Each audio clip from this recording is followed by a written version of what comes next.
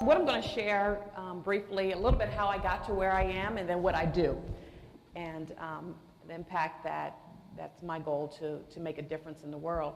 And so my transition from corporate America to entrepreneurial enterprise, it started, I worked for the DuPont company for 16 years.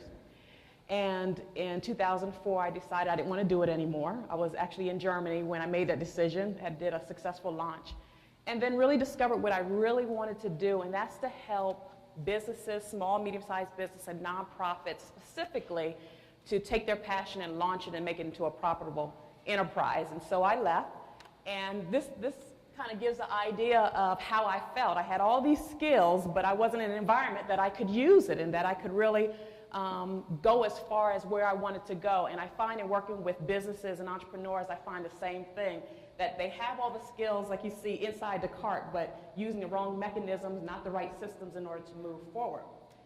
And so this is one of my favorite quotes. And the day came when the risk it took to remain tight inside the bud was more painful than the risk it took to blossom. And so that's what really helped me leave my comfortable position of a paycheck on a regular basis, because I knew it was something more that I wanted to offer. And so what I want to give you is the formula, a formula that I use that kind of explains what I do and the service that I provide to businesses and nonprofits. The organizations that I work with want improved performance or improved results. That's the end result that they want to achieve. And so in order to get that, what's required is a positive behavioral change. And I put a quote, I'm big on quotes. And so the quote I have here, the way a business looks today is representative of past paradigms. When you change your paradigm, you change your business. And so that's what I help them to do through making some behavioral changes. But it takes more than just say we're going to change our behavior. It takes setting a goal. What is the goal that they want to achieve in order for, that requires that behavioral change in order to get the improved performance that they want? But in order to just setting goals is not enough either.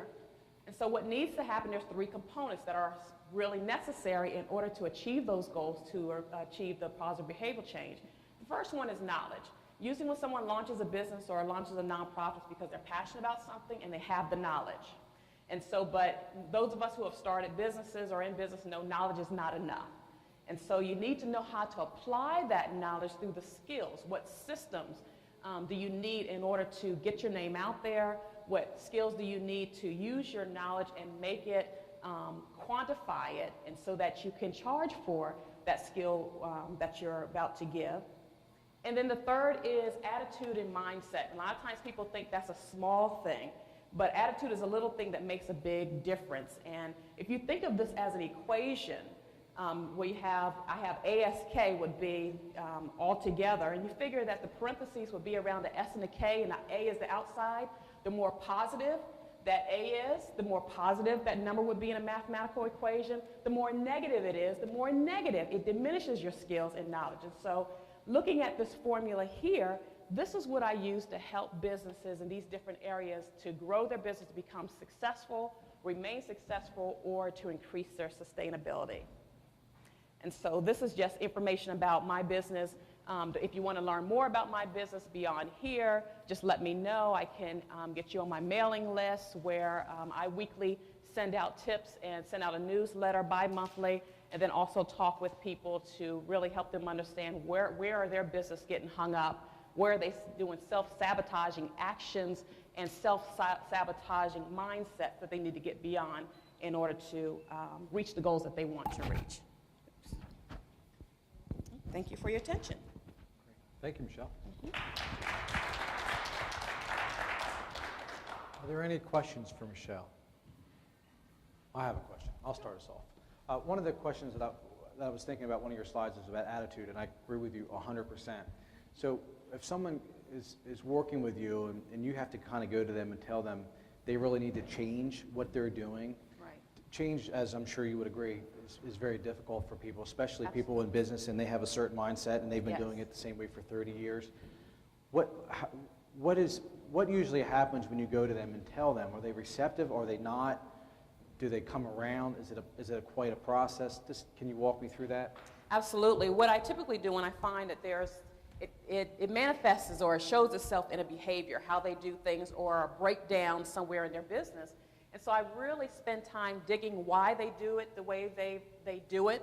And when I continue to drill down beyond, well, that's the way I've always done it, that's the only way I know how to do it, and get to the root cause of why they do it that way, and then I help them quantify by not changing, what is it costing them. And so when you could put a number on that, how it impacts their business, or it causes them to lose business or miss out on business opportunities by not changing, that usually helps in the process. It may take a while, because if you've been doing it for a while, but to be able to quantify doing nothing or not making that change usually helps in that process. Have you worked with someone that said, I'm just not changing? I'm just curious. No, I haven't, because You they haven't? just wouldn't be a fit for me. Most people that I work with, they want to change, they just don't know what to do. They don't know how to do it. Yeah. They need you. Okay. You're 16 years at DuPont.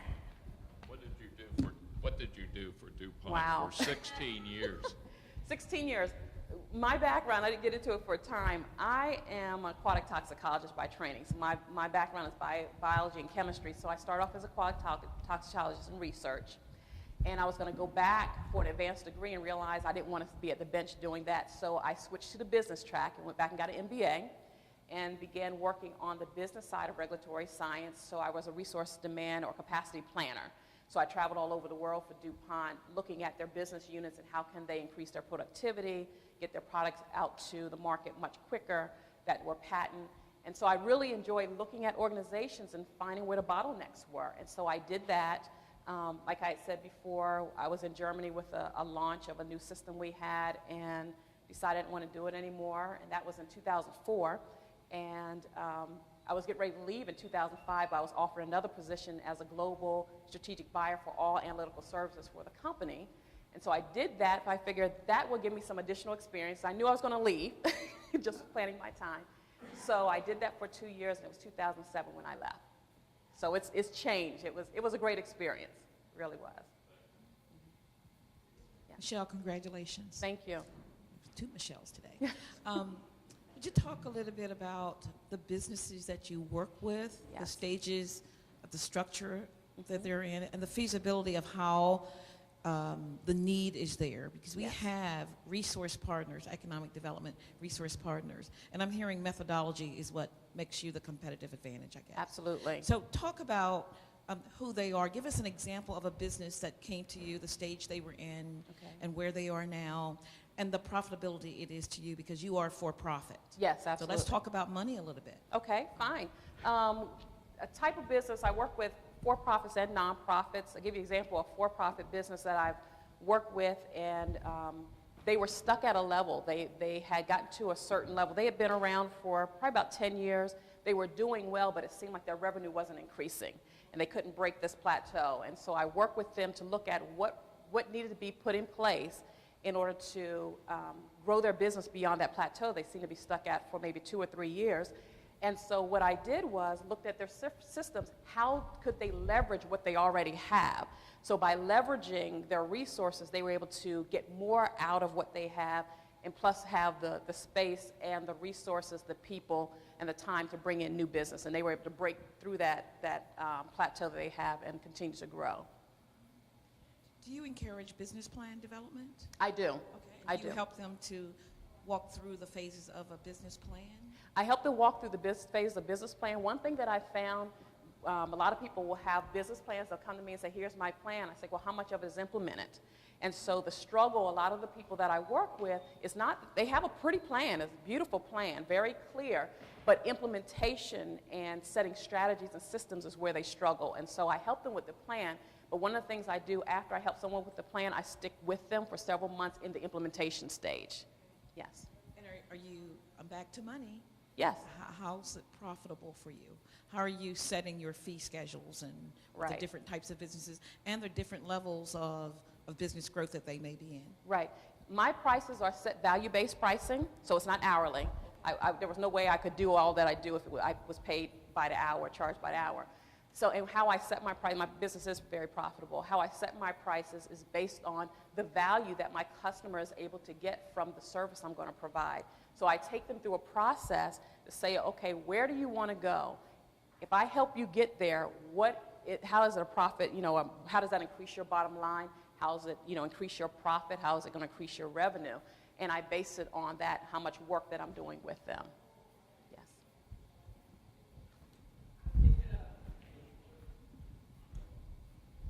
Given your background in the scientific area, have you in the past ever worked with anything with technology transfer or explored that possibility? I have not. I have not. I have a client now she just received her PhD and she's interested in starting a laboratory, but she's my first client that's in the science and technology that I'm working with. Are there any other questions for Michelle? Just how are you marketing? How are they finding you? Basically by social media. I use social media a lot, but primarily I speak at a lot of conferences, like organizational development conferences, and through referrals. A lot of I would say probably 75% of my business came from referrals, from people who work with me. So, which I like that ratio because it keeps me, I wouldn't want 100%, even though that would be wonderful, but it keeps me fresh in how to keep marketing myself. So I would say that 70-75% is referral. The rest of it is me actively marketing, speaking, going to the different organizations where my ideal client is located. Yes. Go ahead. Do you handle inventory control as well as organizational development, meaning OD to inventory control and special techniques of inventory control that also addresses the cost structure, which gets us back to performance management? Right.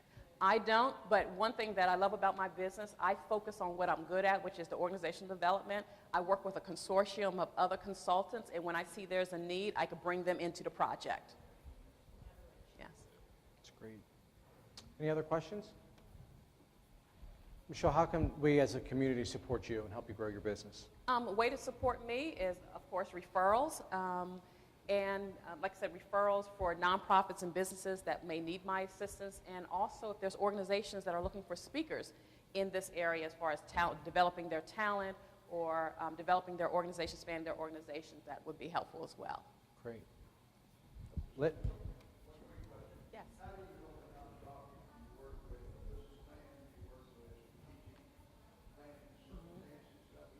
I work with, yes.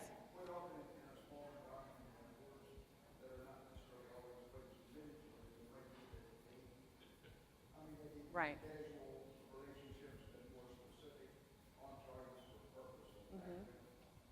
Absolutely. I work with their strategic plan, but a lot of my work with nonprofits is as far as the fundraising and having a fundraising strategy, not an event, but a long-term strategy for fundraising. That usually gets their attention. And in order to raise funds, you have to have a strategy where you want to go. So I tie the two together, and that's typically how I work with nonprofits. I do. I used to write a lot of grants, and then, my time I got out of it, so I have someone on my team who is my grant writer. Like I said, I stick with what I'm good at, and I know my customers and clients need other services, so I brought other people that are contract. So I just have them when I need them, when a project comes in, and that's it.